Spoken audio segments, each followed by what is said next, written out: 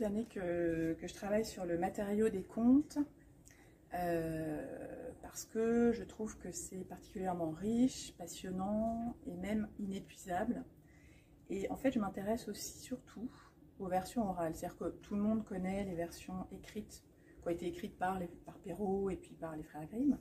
Mais on connaît moins les versions orales qui ont été collectées, puis qui ne sont pas tellement diffusées. On les trouve en les cherchant un peu en bibliothèque. Et donc ce sont des versions qui ont traversé le temps, parce qu'en fait on retrouve des thèmes dans ces contes qui sont identiques à des thèmes qu'on trouve dans la mythologie par exemple. Donc on se rend compte que c'est très très vieux, que ça s'est donc colporté de bouche à oreille, que ça s'est transformé, mais il y a quand même des thèmes qui restent, qui sont restés, des structures qui sont restées. Et pour Le Petit Chaperon Rouge, pour le livre d'artiste que j'ai réalisé sur Le Petit Chaperon Rouge, je me suis inspirée d'une version, enfin de plusieurs versions, mais essentiellement de la version nivernaise, notamment parce que la fin est très différente.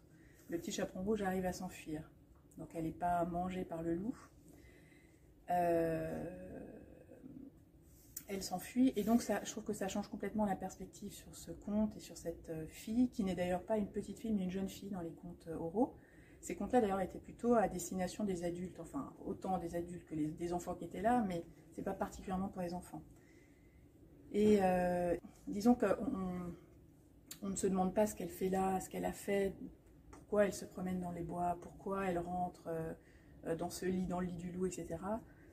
Elle n'est pas condamnée en fait. À la fin, on n'a pas un jugement négatif sur elle. Au contraire, je trouve qu'elle devient une aventureuse qui est curieuse du monde, curieuse des autres, et qui va jusqu'à certaines limites, évidemment, parce qu'un conte, c'est quand même aussi fait pour ça, c'est pour